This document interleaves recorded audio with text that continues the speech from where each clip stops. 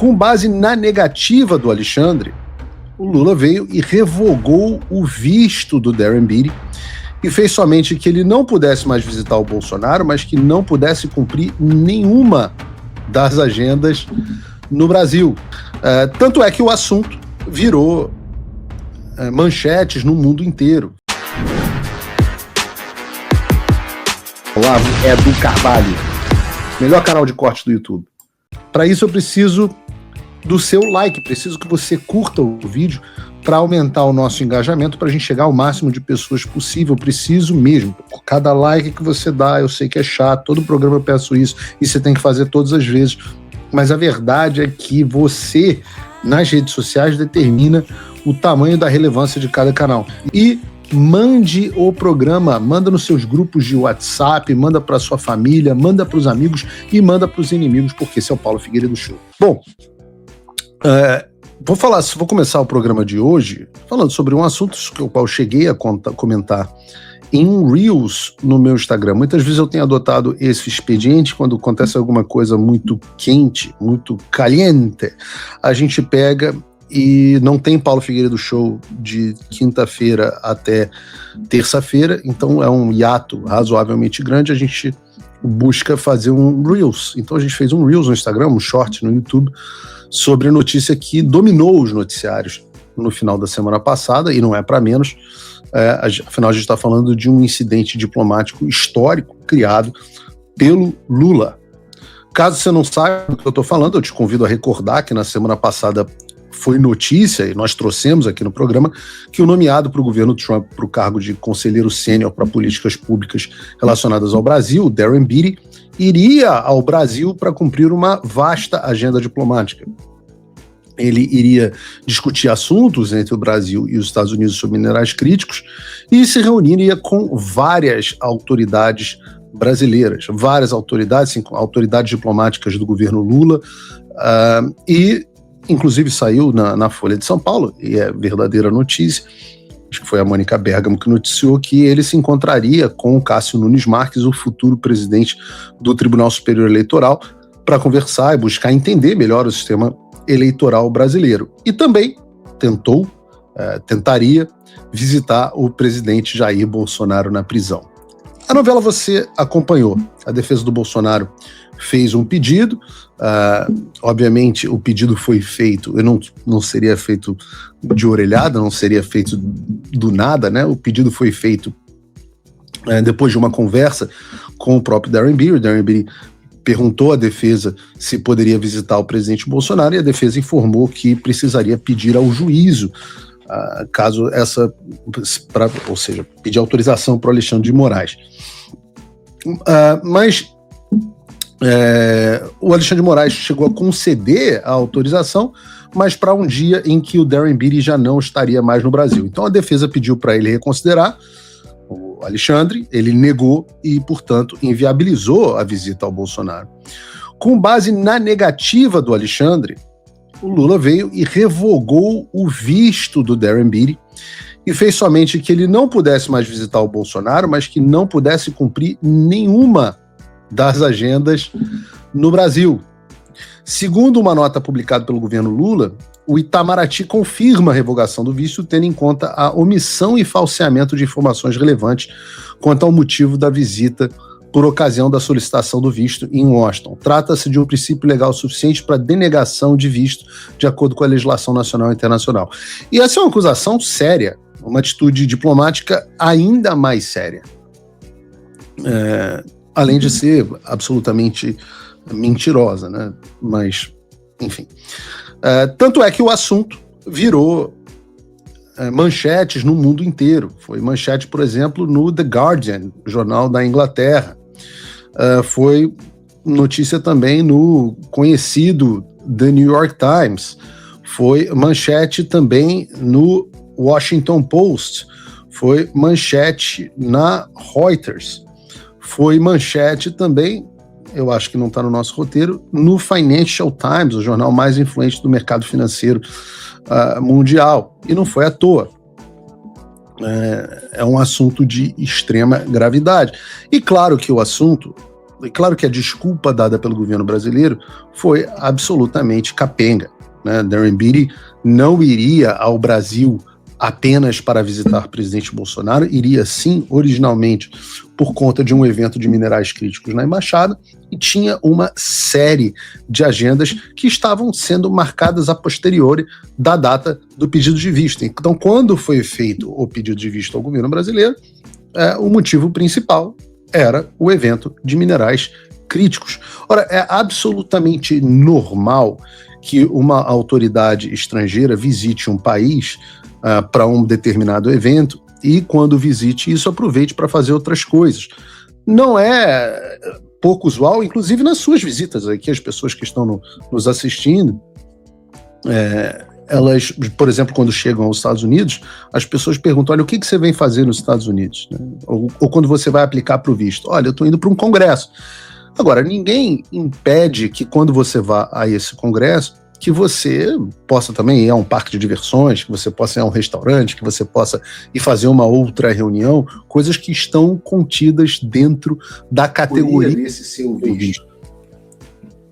A gente está passando por... Agora estamos com eco. Pronto. A gente vai passar por alguns ajustes hoje, eu já explico para vocês no final do programa os ajustes de edição aqui.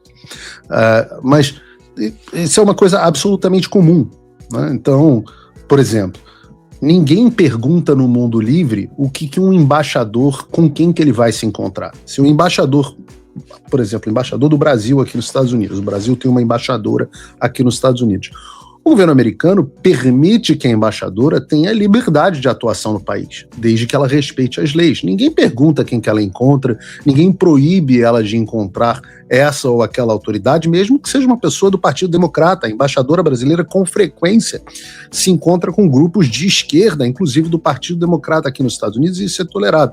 Portanto, não seria nem um pouco raro ou fora do usual que o Darren Beattie encontrasse pessoas de qualquer espectro político nas suas visitas ao Brasil. Normalmente, o país que faz esse tipo de coisa rejeita que outras autoridades, por exemplo, a China. Na China, se você for à China, você tem que dizer exatamente todas as pessoas que você vai encontrar. Se você não pode ir para a China, por exemplo, e dizer, eu estou indo para encontrar sei lá, o oficial tal do governo, e encontrar uma pessoa da oposição. Isso não é permitido. E o governo Lula se comportou basicamente como um governo chinês. E obviamente, isso não foi apenas por temor de que os americanos percebam a fragilidade do nosso sistema eleitoral.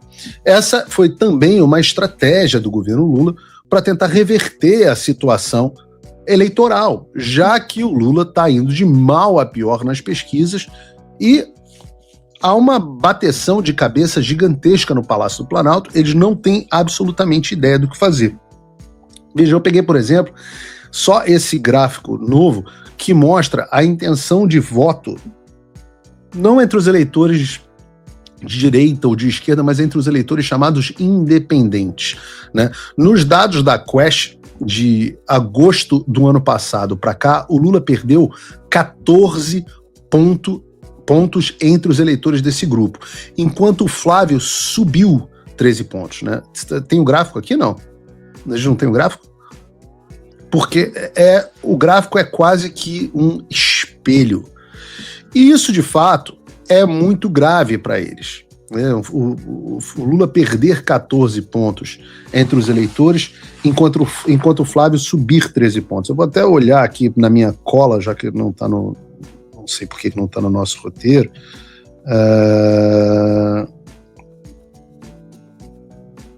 Vamos lá. A gente vai abrir aqui. Eu tenho o gráfico. Não é esse, não. Também não é esse. Em outubro de... Esse aí, muito bem. Em outubro de 2023, nós tínhamos um... Também não é esse, não. Esse é dos Estados Unidos. Agora que... Não, era o outro mesmo. Era o outro que você colocou na tela. Esse, maravilha. Vamos juntos agora. Em agosto de 2025, Lula tinha 41% dos votos dos independentes. Em dezembro de 2025, esse número caiu para 37%. E foi despencando até chegar a 27%. Flávio Bolsonaro, coitado, tinha 19% apenas dos independentes, enquanto ele foi subindo gradualmente até chegar atualmente a 32%. Ou seja, Flávio Bolsonaro hoje tem uma votação entre os independentes, entre os eleitores do meio, aquele que os caras da Faria Lima diziam que era fundamental ter o Tarcísio, porque senão a gente não conseguiria o voto dessas pessoas. Hoje, Flávio Bolsonaro, rapidamente, né, a gente anunciou a candidatura dele em dezembro, para janeiro, e ele alcançou 32% dos votos e ultrapassou o Lula. E de fato isso é muito grave para o governo Lula, porque quanto mais o Flávio Bolsonaro falar e aparecer, eu venho dizendo isso, mais ele vai subir nos números.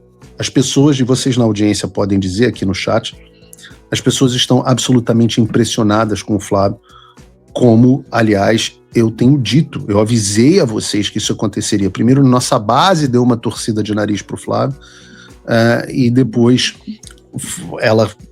o Eduardo colocou o apoio dele inequívoco ao Flávio, isso ajudou muito o Flávio na base, a base foi vendo a qualidade do Flávio Bolsonaro, mas esse avanço depois aconteceu também junto aos eleitores independentes. A gente sabe que o discurso, o modelo do Flávio é um modelo muito agradável para os eleitores independentes. Então a gente antecipou que isso aconteceria para vocês.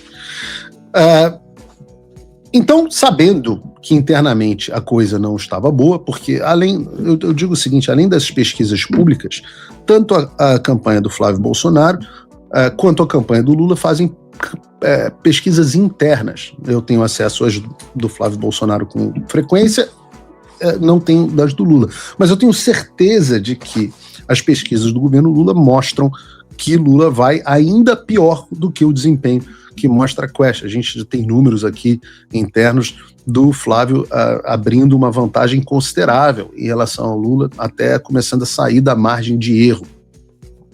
E a tendência é muito clara para ambos os candidatos.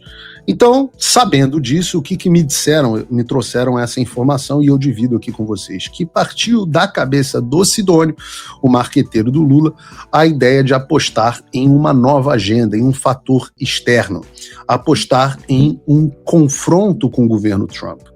E a razão é que o Lula tem a expectativa de que Trump responda, como em geral responde, a problemas diplomáticos com os países. Ele fez com a Colômbia, ele fez com a China, ele fez com o Reino Unido, ele fez com a França, ele fez com o Canadá, ele fez com o México. Sempre que há um conflito geopolítico de qualquer natureza, a primeira reação do Trump tem sido responder como? Aumentando ou impondo tarifas. E geralmente elas são efetivas, e Trump vence essas negociações porque ela tem o potencial de prejudicar muito a economia desses países. A expectativa do governo Lula é que Trump reaja assim, aumentando as tarifas, da mesma forma que fez com todos esses países e fez também com o Brasil. Se vocês lembrarem, a época da tarifa Moraes, nós tivemos que domar um pouco a fera, o Donald Trump, para que ele orientasse o caminho, não em direção às tarifas, ele começou impondo as tarifas, mas em direção ao que a gente queria, que era a Magnitsky. Mas o fato é que o instinto de Donald Trump geralmente é reagir com tarifas. E é exatamente isso que o Lula quer. No entendimento do Sidônio e do Lula, as tarifas aplicadas no ano passado o favoreceram. Eu tenho dúvidas legítimas sobre o quanto isso realmente o favoreceu, até lendo as pesquisas. A gente estava vivendo um momento em que coincidiu com o fim do julgamento Bolsonaro, a gente estava acompanhando muito o assunto de desgaste do Bolsonaro, houve uma descarga colossal de verba na SECOM, que nós noticiamos aqui, e a própria entrada do Sidônio, que deu uma arrumada na comunicação do governo, tomou várias medidas muito inteligentes, né, como inclusive esconder a Janja, que está desaparecida, se vocês repararem, e era uma fonte enorme de desgaste constante para o governo Lula. Então, existem vários fatores que eram independentes da tarifa no ano passado e contribuíram com o suposto aumento marginal de popularidade do governo Lula, que já se desfez por completo. Mas seja como for, o Lula acredita Dependendo da minha avaliação, o Lula acredita que as tarifas foram benéficas para ele e, portanto, ele partiu, sob orientação do Sidônio, para essa tentativa de impor novas tarifas ao Brasil. Olá, amigos do canal Olavo do Carvalho, espero que vocês tenham gostado desse vídeo, assim como eu gostei e resolvi vir aqui compartilhar com vocês. Lembrando que se vocês gostam desse tipo de análise política e comentários que a grande mídia acaba sempre escondendo da gente, se inscreve aqui no canal para você não perder nenhum vídeo que vão ao ar todos os dias às 18, 19 e 20 horas de segunda a segunda, ou seja, o canal não para. Então, para você não perder nada, ative o sininho das notificações e se inscreve aqui no canal. Se você quer fazer a sua parte para um país melhor, você pode se tornar apoiador do Paulo Figueiredo, esse jornalista que vem fazendo a diferença lá nos Estados Unidos junto com o Eduardo Bolsonaro. Eles fizeram o que 512 deputados e 81 senadores não conseguiram fazer pelo nosso país. Então, para que esse trabalho continue, é fundamental que eles tenham apoio. Entra aqui no link da descrição, pega o cupom Olavo do Carvalho, que é um presente nosso aqui do canal para você, e se torne um apoiador. Cada pessoa que entra e vira um apoiador faz muita diferença.